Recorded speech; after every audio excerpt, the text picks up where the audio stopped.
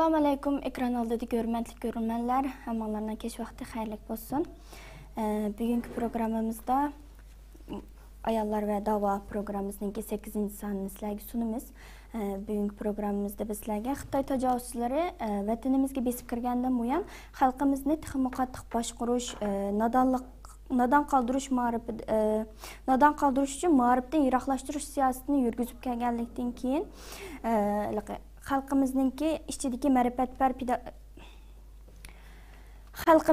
ma'rifatpar pidokorlar shunchalik qiyinchilik to'solg'ulari ichida turibmi maktablarni qurib bugungacha bizga ma'rifni va tarix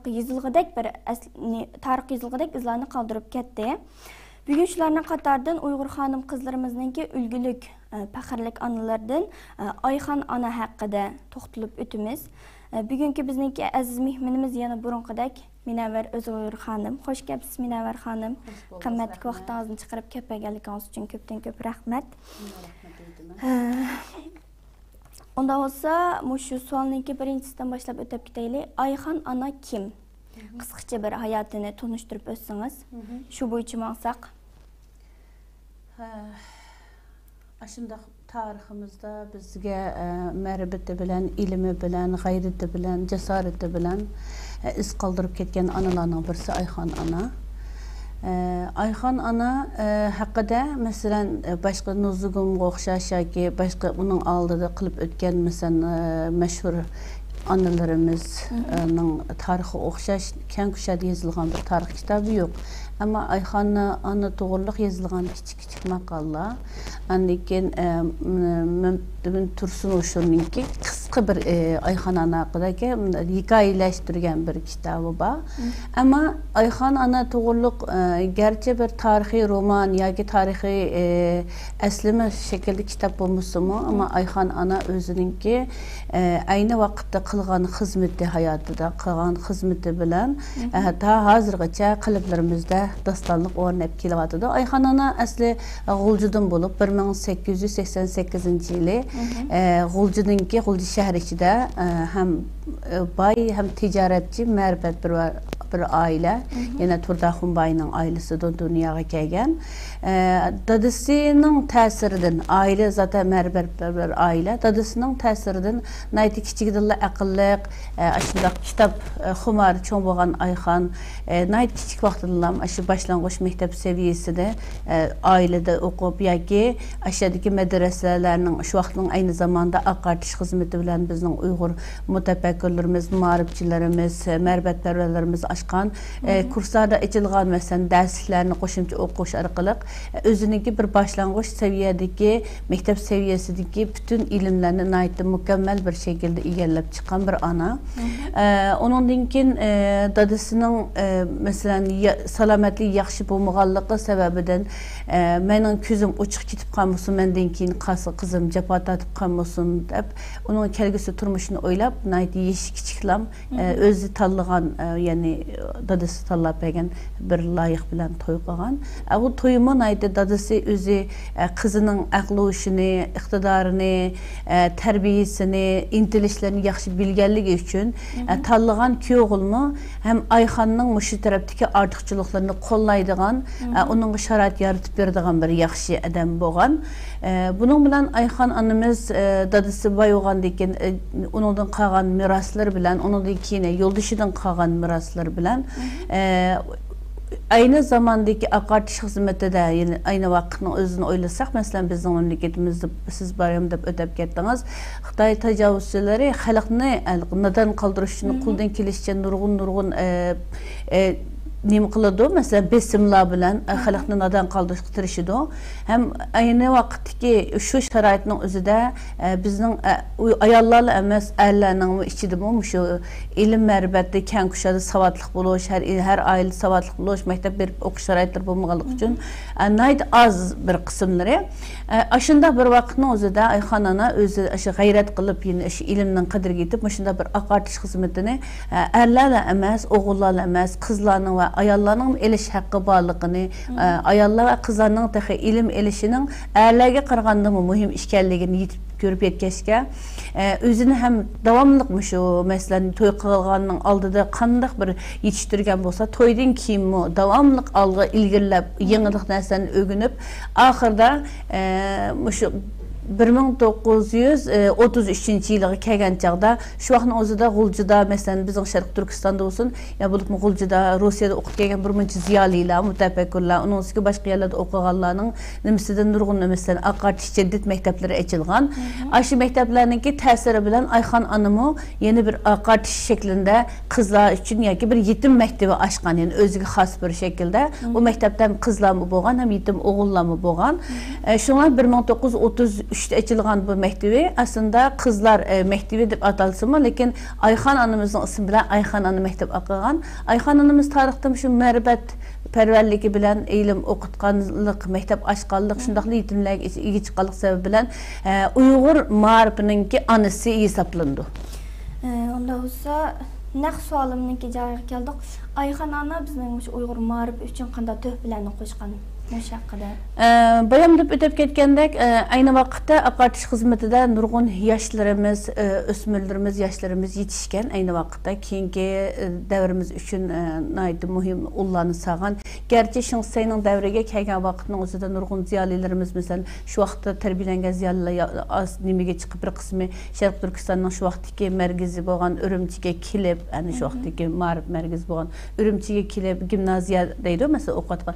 Yerda o'qigan bir qismlar Sovet ittifoqiga chiqib yerda o'qigan, yerdan qaytib kelgandan keyin har qaysi maktablarda oliy texnikumlarda dars berishga boshlagan.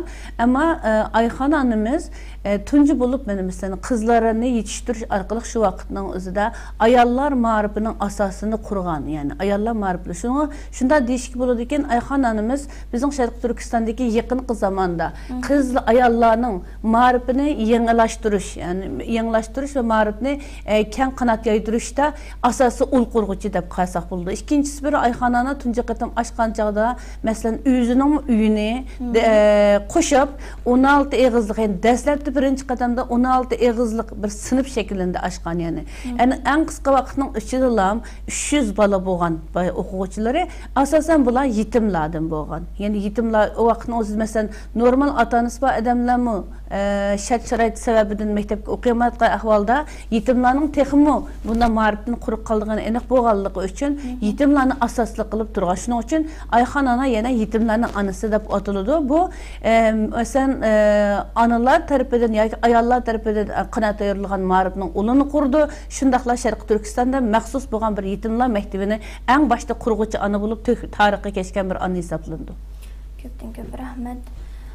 Ondan sonra hazırki devrimizge qaytib kelaylik. Hazırki devrimizde mi Ayxon analardek analar chiqayotamdi? Ayxon analardek analar chiqayotidu.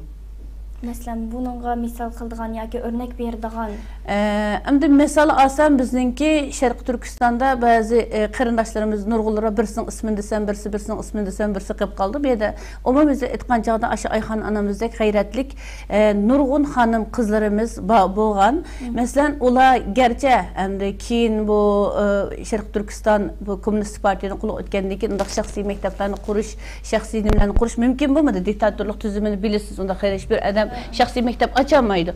Ama o anılarının köpüncüsü şu hükümetinin açkan mekteplerinde ders veriş jarayonida nurg'un o'smirlarni o'zininki to'g'ri bo'lgan ideyasi bilan, to'g'ri bo'lgan ko'z qarashi bilan, dunyo qarashi bilan yetishtirgan nurg'un analarimiz bo'lgan. Shundaqla diniy jihatdanmi, masalan, yo'ldoshidan yoki dadasidan ilmi bilan yerasti madrasalarda nurg'un qahramon qiz ayollarimiz yetishtirgan ayollarimiz ham bo'lgan. Buningda tarix eğer aşlarının hemmisini yeni biz bir-birlep tarix kaldırdıgan bolsak, nurg'un Ayxon analarımız içimizde var, nurg'un Ayxon analarımız yetişip çıkıvatıdı deb oylayman. Lekin şu bir noktani mı, yani her zaman yaxshi tarafını deymiz de, yani şu noktani deyli, tarihi devri ve şaraitga nisbeten etken çağda Ayxon analardek analarning yetişip çıkış şaraitimiz burunga qaraganda bormi? Texmi köp. Lekin biz Ayxon anamizdek g'ayratliklerimizden qanchamiz bor, buni o'ylasak bo'ladi. Chunki Ayxon ana yo'qdan bar qildi. Hazırqılar keyinkiler biz onun izidan meňiwatymiz. Belki bazı bir devlet içideki mesela Şarkı Türkistan'ın devlet içideki şaraitler ma'lum mezgil yar bermegen taqdirdimi? Yurtdaşıda şehir deşilerde mesela ya bolmasa nimelerde chet ellerde bunda şaraitlar barmı degende bar. Ama şunun için biz Ayxan anamızınki bugün bu dava ve ayollar dava nimeninki programını köygəndikin meningçe nurgun qarindaşlarımız qayta özünü bir silkip oylaydı dep oylayman.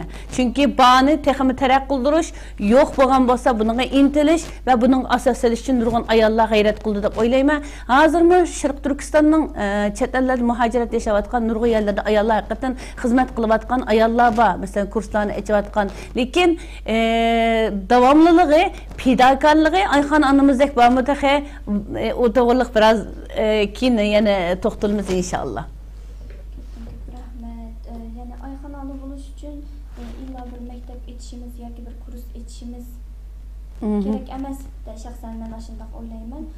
Mesela öyde bir ana boğucumu balalarga nisbeten bir o'qituvchi. Bu şahta mesela bu hazır biz şu nimeri yaşavatımız, muhaciratda yaşavatımız balalarninki programmadan chetnab kelsinda davrey balalarninki mektep kilam yönlendirip koyup balalarning mektepde ders aldığı, balalarning o'qiyotidiği deb ayollarimiz özünün işi bilen, özünün ibadeti bilen mesela uygu bekinip aldığan muştajak ayollarni men köydüm. Bu şahta aş ayollarımı bir işki üç yığız gap qilsangiz demek istedim. Bunak ayollarımızga biz hazır bu programımız 8. program oldu. Gap qilib kelyapmiz. Yeni gap qilamiz inşallah. Endi ben şunu demekçi, bayam siz bu programın nimede balaların terbiyesi to'g'riliq şu bir nuqtani deb o'tib ketdingiz, nayt bir yaxshi bir nim bo'ldi.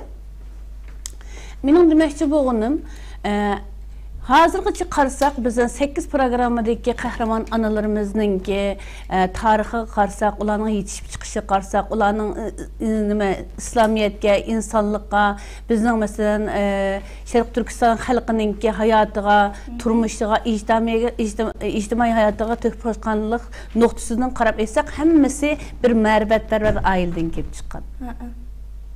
Bir yerde şunu qilish kerakki, bayam siz deb o'tib ketdingiz, nurg'un analar bolalarni faqat kursiga yo'llantirib qo'yish, maktabga avatib qo'yish bilan maktablarda tarbiya. Masalan, o maktabdan bu maktabga o'tkaydi, bu maktabdan o maktabga o'tkaydi. Yaxshi maktablarni izlaydi.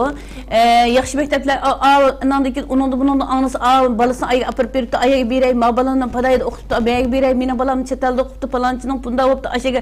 Yas, balani maktab fakat bilimini aşırıp koydu malumatını. Ama hakiki onunla ilim berdiğen, hakiki bir insanlık ruhunu berdiğen kim o dese aile. Aile. Eğer ailede o balar yaxşı terbiye almasa, ailede hakiki bir ruhki egi olmasa, adadan anadan bir hakiki bir insanlık ruhi, bir İslami ruh, cengivar ruh, mücadele ruhunu aileden almasa, o balığı teşhidin birliğen malumat o taşka amil buludu, işki amil bulmaydı. Tamam. Bazı okuyucular mesela esil bir okuyucunun ki nimesi bilen, yetehlişi bilen nurgun uygunuşlar buludu, nurgun ilgileşler buludu. Geçirinler. Lekin aşı ağan yeni terbiye, təsirlik terbiye, ya ki onun uygutqıcı bir ideya, mesela onu hakiki cariye çıkıldırış için, ameliyatı ısçılaştırış için yeni nime balda deseniz, balının içki dünyasındaki gayret, anadan, dadadan ağan ruh təsir kıldı. Qarang, bu mesela bir sınıfta 40-50 deyimiz, 30-40 deyimiz, 20-30-10-15 deyimiz okuyucular var. Yani şunda bir mərbəətlər var, esil okutuqçu var. Ama aşı okutuqçunun ki, özünün doğru bağın dünya qarışı, anan deyinken balalar uygutuşku boğan, balalarını gayretlendirişki boğan bəgən dərsləri 15 balı olsa en aqalisi 15 balığa oxşaş təsir göstəmdi o? Yox. Təsir göstərməydi. Çünki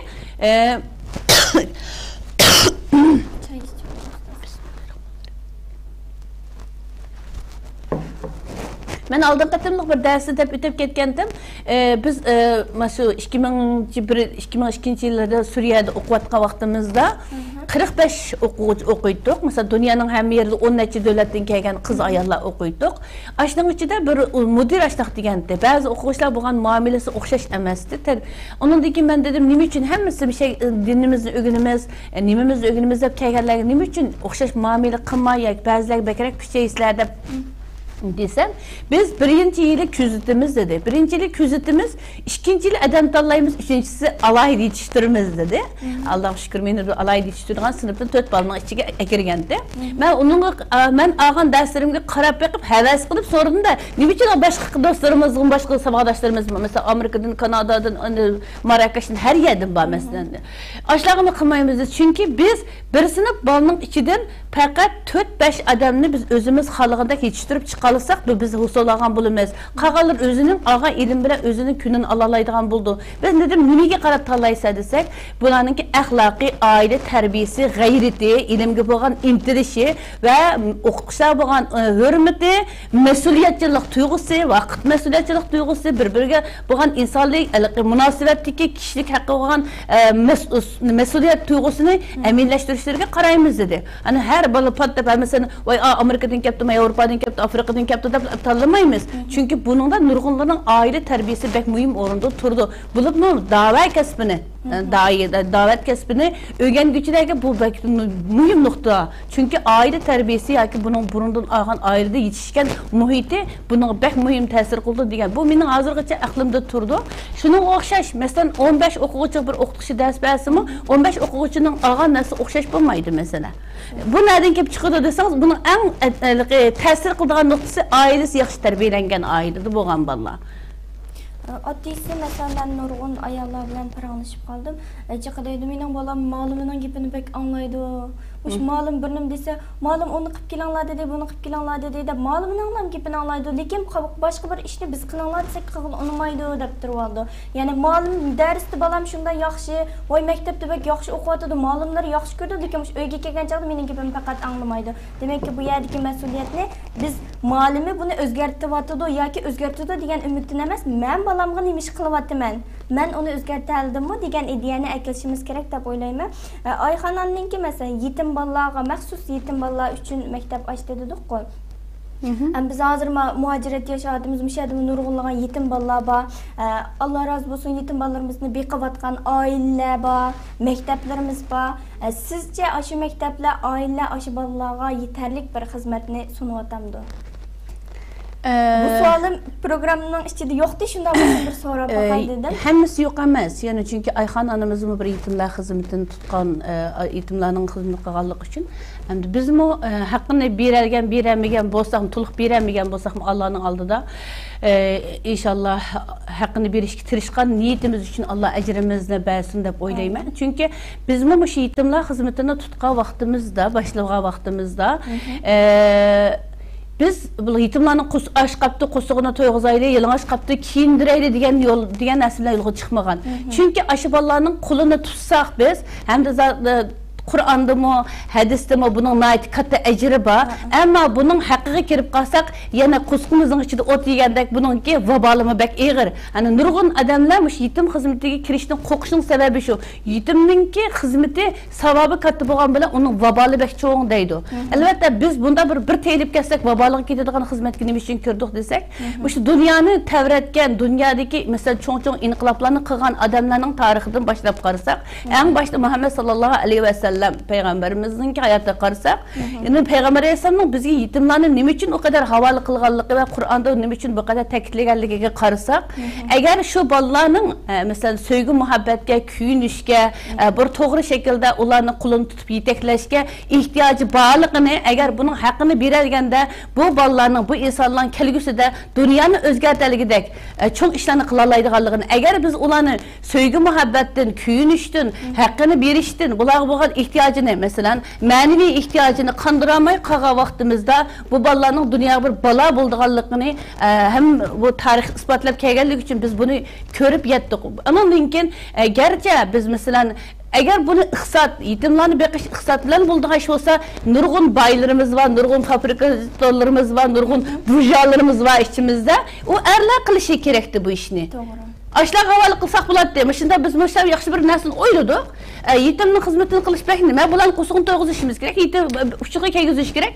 Ama bunu biz kıpılamayımız. Şunun için sizler erler boğandık, bay boğandık sizler kılınlar dep ulağı artışımız gerekti. Lekin biz o noktadan qaramadık. Biz bu balalarının hiç olmaganda kulunu tutuşumuz gerek. Hiç olmaganda bular mehribanlık yetkizgen kulumuzu yetkizişimiz gerek. Ve bular arkalık insanların konularını yumuşatuş arkalık bu balalarını yaxşı terbiyeleş arkalık kilecek için hazırlaşımız gerek dep gördük. Bunun kim en layıktısa ayallar layık. Çünkü erler kilidi bir er balını kucaklaydı, beşini sılaydı. Onun mesela kempütürdü, yapılıyordu ki hemen onu yüzünün balısı iyi çıkamadı erlerimiz. Ettigen çıkası akşamı. Hatta bazı erler özünün balıları bilen, ama rastgele çıkan çağda ben nurgun aldıraş işleydiğin erler bolsun, ailenin kamdaş için bolsun ya ki başka bir kesiplerle şoğullanğanlar bolsun ya ki dava kesbide şoğullanğan özünün bu yol atağanlar bolsun. Bazı günler balılarını bir kaç gün köremeydi. Ettigen çıkarken de balısı uxlap qalğan, akşam kasa balısı uxlap qalğan mesela. Onda özünün ballarına mehrimuhabbet yetkizemegen erler ve ayalın mesela yetimler qanday qılıdı. Biz yetkizötelemdik, biz körük, bizim kulumuzdan kirişçi qılıvatımız ama qılamayatqan nurgun işlerimiz var. Biz herkes bu işni vayiq yetkizip qılaldık demedik. Ama şu gayemiz yolunda tirişip ketiyatqanlığımız aniq. Bunun da kim mühim deseniz analar bek mühim. Analar bek mühim yoki murabbiya deb atalgan şu ballarga egi chiqyapgan aşı ayal hanımlar bek mühim. Tamam, onanki balagat yaşık etkendikin oğul ballarımız elbette er okutukçular terbiyeledi. Onundan aldıdaki analık mehri muhabbet, kırındaşlık mehri muhabbet, açsanlık mehri muhabbetini ballarımızga berişimiz gerek. Biz bunu tek kılanmayız, toluk kılanmayız. Çünkü ballar mesela hazır hem de yetim dese aslında şeriat dini boyunca dadısı ölüp ketken adam yetim buludu. Ama bizim memleketimizde dadısı turmadı buğan izdireksiz yok olup ketken, ajrashqandaki ne ketkenlik bilmegen fakat dadısız qalğan, yani dada mehriden mahrum qalğan. Biz bu kategoriyaga kirgizsek nurgun balalarning boynu pükük. Biz bu balalarga haqqını berergerek qılalyapmiz, qilishga tirishayapmiz, kuchayapmiz, ama bunu asosan ayollar qilgandan keyin hammasının ayollarning balalari bor, oilasi va turmushi bo'lganligi uchun qilmayapmiz. Ama bu faqatla mush yetimlarning xizmatini qilyapman deb qaraydigan bir qism, bir bölük insanlarning ishi emas, butun bir jamiyatning ishi. Buning uchun biz onalarimizni yoki yetimlarga ega chiqayotgan murabbiyalarni har jihatdan, ma'naviy jihatdan tarbiyalashga bekmi ehtiyoj ekanligini his qilyapmiz. Bu yerda bir qo'shimcha program bilan qildik. Biz ma yaqin ichidan nurg'un izlanishlar orqali biz oldi bilan mush onalarni va bolalarga ega chiqadigan onalarni tarbiyalashni eng oldin o'rin qo'ysak bo'ldika deb o'yladik. Chunki memleketimizde meyle turmuş qiyinchilik olsun, ma'rifdagi ba'li bir besimlar olsun, mesela ayollarimiz, dindar ayollarimiz mesela kiyim-kechak masalasidan maktablarni davomlashtiramagan ishlar bo'ldi. Shuning bilan ayollarimizning o'zi mehr muhabbatga qanmagan, turmush jihatdan qiyinchilik uchirgan yoki oilada sevgi muhabbatga erishamagan yoki ba'zi bir qattiqchilik qilganlik sababidan ayollarimizning nurg'un o'zlarining zaten psixikalik jihatdan nurg'un kamchiliklari bor ekan. Bu ig'ir bir masala. O o'zida bo'lmagan balani bola qanday berdi mesela. Özünün hayatını tanışıp bulamagan mesela mantiqi meselesiga kelgan chaqda nurg'un narsani farqlandiramagan ayollarimiz bolalarga nimani berallaydi. Mesela Ayxon yine temamizga kelsak, Ayxon onamiz ayni vaqtda eridan qolgan mol dunyo, ota-onasidan qolgan mol dunyosini mushu bir ma'ribat xizmatiga tamoman voz kechadigan bir onaning darsini qilib o'tiryapmiz. Hozir bu yerda so'zni qilyapmiz. Ammo biz hozirgi onalarimiz o qo'yun mol dunyodan voz kechish, hatta voz kechish emas, boshqalarga yulinishni normal deb qaraydigan bir psixikani shakllanib qolgan bir ahvol bor. Endi hammasi emas, naytı bir az qismi, lekin u hammasiga ta'sir qiladi. Bir tane ödek bir ko'lning suyini bulg'ayalaydi mesela. Hani ideya jihatdan shundaq biz tul yoki bir ojiz ayol yoki bizning ishlash iqtidorimiz yo'q, chet elda yashayapmiz, bunda qiyinchiligimiz bor. Buning uchun biz mushundaq bir yordamni iliblam yashasak bo'ladi, bolalarimizning sababini, u sababini, kasal sababini mundaq bo'lsak bo'ladi degan narsa bilan o'zlarini yuk bir o'rniga qo'yib qo'ygan bilan Ayxon onadek hammani bir tul ayol teshimini erilab ketgandan keyin, lekin bütün nəsil mən keyin qanday qılıma, meni kim baxıdı, yaşınıb qalsam qanday qılıma, mal dünyanın hamısını verməsəm mən muhtaç qalamam. Yox, onu oylamadı. Çünki onun ideyası aydın. Xərcləyətqan pulunun, sərf qılğan mal dünyasının nə üçün işkilik bunu? Gələcəkni oylaydı. Gələcək nəslini oylaydı. Əlbəttə bir dindar ailədə yurğanken onun axirətdəki savabını oylaydı. Bizning ayollarımız onçik dindarmı? Bəlkə Ayxan anamızın cəhrah dindar buluşu mümkün. Dini seviyesi yuqori bo'lishi mumkin. Ammo bu nuqtani aydınlaştırıyoruz kerak. Bizning hozirgi ayollarımızda ko'rilayotgan ba'zi masalalar yoki bolalar tarbiyalashda ko'rilayotgan ba'zi masalalarningki tüp negiziga qarasak, ideya jihatga aydınlaşmagan nurg'un masalalar hayotiga to'kilayotgan gap. Shuning uchun inshaalloh biz bu nuqtaga jiqroq kuchashni qilyapmiz.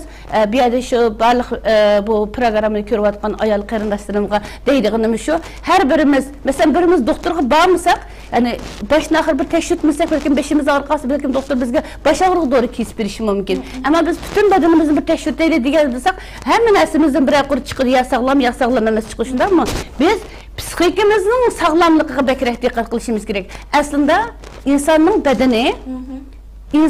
bedeni uzukluğa günlüğü 3 ya 2 katımlık uzuklansanız yetidu.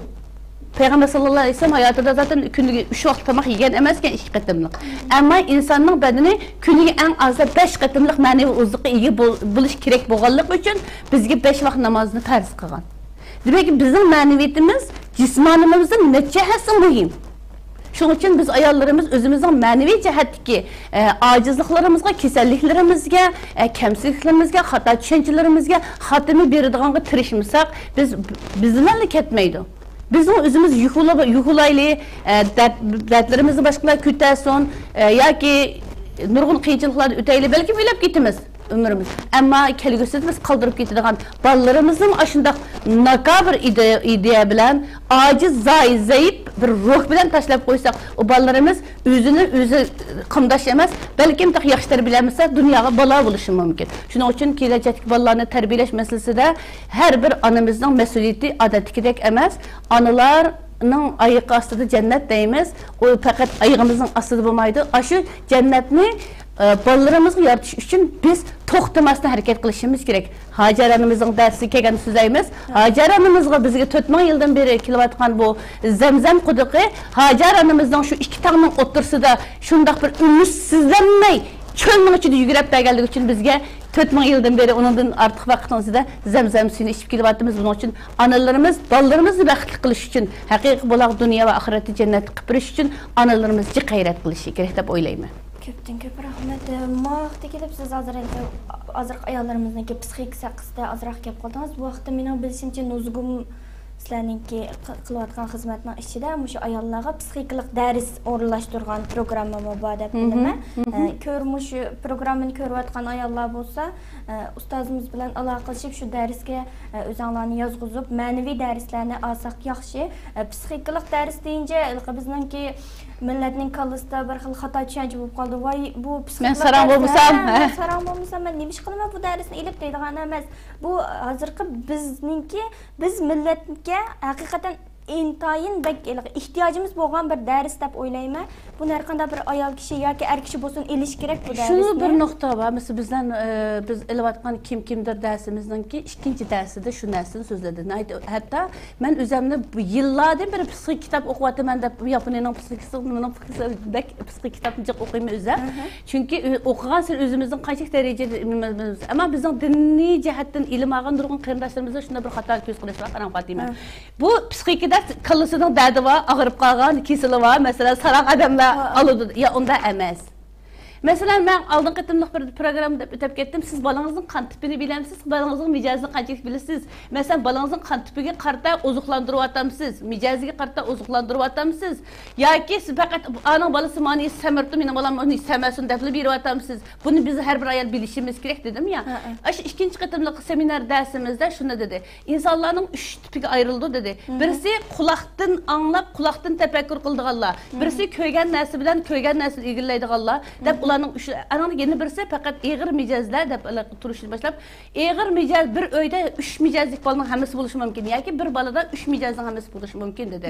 Shuning uchun siz bolalaringizga baho berganda, "Otang ani qildi, sen nima ish qilmading? Ani qildi, sen nima ish qilamading?" Chunki uchisining mijozi o'xshash, ba'zilar eg'ir bo'ladi, ba'zilar yodlash iqtidori, ba'zilarning inkas iqtidori, ba'zilarning anglash iqtidori, ba'zilarning ko'rish, tafakkur qilish o'xtamay. Shuning uchun bir ana bu nuqtani bilmasa, o'zining qusug'idan tushgan bolasini tunuyolmaydi dedi. Tunuyolmasa o balaga ömrünün oxirigacha xato diagnoz qo'ydi. O xato diagnoz o balaga nisbatan marka bo'lib qoladi. O bala shuning bilan bir umr o'ziniki to'g'ri iqtidorini joriy qildira olmaydi. Masalan, bu 2,5 soatlik darsda men uzun o'ylandim. Hatta o'zimni deb baktım, menda 3 xulq bor ekan. Lekin men o'zim nima uchun mundaq dema, nima uchun mana mundaq tabki berdim degan narsani to'l o'ylaydim mesela. Ana o darsdan chiqqandan keyin biz 20 ayol dars oldik, hammamiz ko'rishdik. Desak, hammamiz o'zimizga diagnozni, biz faqat o'zimizning bu xarakterni bilmaydi ekanmiz dedik. Mana psixikalik darsniki foydasi, yani kelib bu ana degan gap balni tug'iblam, beqib cho'nqib qo'y degan gaplik emas. Adisi siz o darsni olgandiki o'zingizga xulqqa o'zingiz diagnoz qo'ya olasiz. Demakki bu darslarni olmagan bu xil ma'naviy ozuq olmagan ayollarimiz bolalarni tabiiyki bu yerda hargiz ularni xato nim qilyotdi deganligim emas, ammo shu darslarni olgandan keyingi foydasini ko'rdiganligini, bolalarning kelgusidagi tarbiyasini, masalan, obayim deb o'tib ketgan, muallimning gapini anglaydi, mening gapimni anglamaydi emas, bolam ortiq mening gapimni anglaydi. Nima uchun muallimning gapini anglaydi, o'zining onasining gapini anglamaydi? Nima uchun anglaydi? Boshlanib sizda so'rab baqay. Shaxsan men o'ylasam, menmi kichik vaqtimda ashundadim, muallimim bir nima desa, bek gapini anglabmış, uy kelib, "Ya muallim men ani qiling" dedi. Men cho'qinma topshiriqni 10 qitim yezishim kerak deydim. Apam bir qitim kitob o'qiylang desa, unutmaydim. O'ylab baqsam, men haddidan ziyoda shaxsiy o'zimning fikrim, men apamga bek akilaydi ekanman. Anaki muallimimning oldida bir xilqi nima deymiz, muallimimdan xijil bo'lishmi yoki psixikalik jihatdan mush muallimimni ko'rgan vaqtimda xuddi bir ulug' odamni ko'rib ketgandek, anandan keyin voy buning gapini cho'qim anglamsam men mushunchalar odamning ichida rezil bo'lman-ku degan shu xiyollar bilan, bu mening shaxsiy fikrim, men buningga bir to'liq tushuncha bergak nimada emas. Oshunda o'ylaydim, opam gap qilsa jiq anglamay, muallimimning gapini jiq anglasam opamning ko'ngli yerim bo'ladi. Keyin barbara cho'ng bo'ldim. Cho'ng bo'lgandan so'ng o'ylab to'xtab tura. Bu meni tug'ib manchilik holatga akagan bir ayol kishi ma'moni davatsa, men buning gapini anglamabdiman, lekin muallimning gapini anglabdiman. Ikkisining farqi nima bundadi deb anadagi mushaqda biz opam bilan bir qitim paranglashib qolgan bo'ldik. Shu jarayonda işte opamga dedim, "Men sizning gapingizni nima anglamayman opa" desam, opam o'tirib menga nima dedi bilamsiz? "Men o'qiyolmagan bolam, men savotsiz. Bu savotsiz bo'lganligi margizaligi ana bo'lanmaslik suhbatimga kirmaydi, ammo men sizga chiqroq bir narsani o'rgatmadim. Mening har qitim nemishqa ko'nglimdan yerim bo'lganligini bilamsiz degan vaqtida nemishqa yerim bo'ldi desam, men yaxshi o'qimaganligim uchun, ya'ni tamoman o'qiyolmaganlik meni opam. Men hozirgacha deyman, shu xat o'qishni o'rgansam, bilsam bolalarimga men ortiqroq bir nima o'rgatadigan bo'lsam deb, ilmiy narsalarni radiolardan anglaydi cho'nglarimiz. Ashunda anglaydi, anglagan bo'lsa, shu anglagan hamma kelib menda birdi. Men menda qilsak menda bo'ldi ekan, juma bola, ma kalimizda menda bo'ldi ekan degandek. Shuningki bu yerda yana eng oxirida to'xtalib kelgan narsamiz nima bo'ldi? Shu ilinmagan ders, o'qimagan darslar, ma'rifniki, bizningki bizga bergan ilmning, bilimningki naqadar bir cho'ng bir nimaniki natijani keltirib chiqarganligini xulosalab berdi. Mening tushuncham mushunchalik, lekin to'g'ri so'zlayolmagan bo'lishi mumkin. Ko'rmanlar qat'iy nima qilmasin. Bu bolaning ananing gapini anglamasligidagi bir qancha sabablar bor. Bu to'g'rilik o'tasak psixikalik darsga tushib ketamiz, chunki buni izlangan uzun bir tema. Ammo shu bir narsa bor. Ana haqiqiy ulgi bo'lgan chog'da bola ananing gapini anglaydi. Buning uchun layoqatli bir ulgulik ana. Uning cho'qim oliy maktabni o'qigan bo'lishi shart emas yoki diplom olgan shart emas. Ammo ulgulik bir ana bo'lgan va o'zining amaliyati bilan so'zi birdek bo'lgan odam. Mayli u ayol jiq ish qilaolsin, oz ish qilaolsin, ammo so'zi bilan amaliyati. Amaliyati so'zidan jiqroq bo'lgan ana bo'lsa, u vaqtda bola cho'qim anglaydi. Chunki o ana bola bilan qanday muomala qilishni va bolaga qanday ulgu bo'lishni biladi. Bunun için mesela eğer o Müslüman ana olsa, bala terbiyelense, Müslüman bir bala olsa gibi, yok olayımız çünkü o balanın küçük vaxtına geldiğinde o dindarlık nemesi, o başka bu temaya kirkesek bekçik tema. Bunun için her bir anımı bunu biliş gerek. Ne için? Okutucusunun gipini anlaydı, minikini anlamaydı. Ne için? Bazı analar, bazı kızlar, bazı oğullar annesi nemi de şunu kılıdı. Nima uchun? Ama bazı bala ustozning gapini anlaydi. Chunki ustozi uning qalbida ajoyib bir hurmatga ega. Ama hamma bala hamma ustozning gapini anlamdi. Yo'q, ash ustozdan ichidan tanlaydi. Tanlab bir narsani anlaydi. Nima uchun? Ash ustozi ashunga bergan ta'sir bilan aloqaliq bu yerda. Ya'ni bu keng temaga kirgan, ama yig'ib aytgan chog'da qalbiga ta'sir qilgan odamning gapini anglaydi. Shuning uchun nurg'un insonlarning igichaqisiz odamlarga yomon odamlar ta'sir qilgandek bir muomala, ta'sir qilgandek so'z, ta'sir qilgandek mehr muhabbat yetkazganligi uchun ta'sirdan ketadi u. To'g'ri. Shuning uchun bu bek mühim tema. İnşallah bizim bunundan keyingi programmalarimizda yoki nimalarimizda texnik ko'p masalan psixologik ustoz xonimlarimiz bor. Men bu yerda ularga chaqiriq qilaman. Bu temani biz Uyg'ur ayollarga oydinlashtirib berish uchun mush ustozlarning kelib mush programmada hamdam bo'lishini umid qilaman inshaalloh.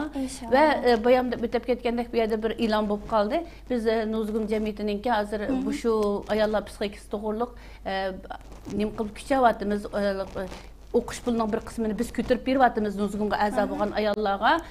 Yana biz maxsus ustoz yetishtiramiz Alloh xolisa. Buni yillarcha davom qilamiz. Alloh nasib qilsa, yana shunda ilgirlab o'qiymiz degan, o'qib men shu onalarga, ayollar xizmat qilamiz degan ayollarga biz hamma jihatdan qo'llab yetishtirishga qilamiz. Ham uningdagi bolalar psixologiyasi va bolalar bilan bo'lgan aloqadami biz nurg'un ustozlar bilan ko'rishib, shu bolalarimizning psixologik jihatdagi diagnoz qo'yish va bolalarimizga yetaklash jihatda xizmat qilishni maqsad qilyapmiz.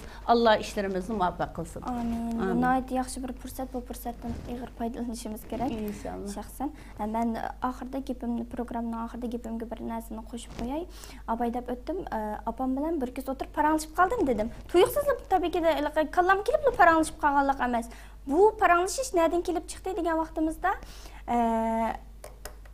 men shu paranglashishdan burun opam bilan mendaylik bek ishmiyaz qizib oldim, faqat birisi gap qilolmaydigan aldirab bek tatinchoq ashundaq nim qilardim. Keyin o'tgan opam bilan asosda tushunish paydo qilib bir-birimiz bilan paranglashib opam bilan bir do'st holatini shakllantirdik. Bu yerdagi shu echilishimdagi sababim shu opamning men bilan do'st bo'lishidagi. Onalarningki bolalarga tarbiya qilgan vaqtida men sening onang, sen mening deganimni qilsan emas. Balam kel, sening maslang nima, ko'ngling yerimmi, nim bo'lding? Tushuntirishlik do'st mesela bir bala anasiga diyamagan gapini berib cho'qim do'stlik deydi. O %100 aniq bizning beshimizdan o'tgan ishlar. Shunga onalarniki bolalar bilan do'stlik o'tishini tavsiya qilaman. Oyxonadan boshlab akilib bu yergacha akilib o'tanglar deyishinglar mumkin, lekin masalamiz ona bo'lish masalasi. Masalamiz bizningki o'zimizni o'zgartirishimiz, qanday ona bo'lishdiki, shu masalada bo'lib qoldi. Shunga gapimiz uzrab ketdi. Programmani boshlashdan burun men azroq qo'diqib qolgan bo'ldim. Buning uchun ham kechirim so'rayman. Oxirda vaqt munosabati bilan programmamizni mishada oxirlashtiraylik. Inshaalloh kelarki sonda ko'rishguncha hammalarni Allohga topshirdik. Fikringlar bo'lsa fikr qismiga yozib qo'yinglar. Allohga omonat.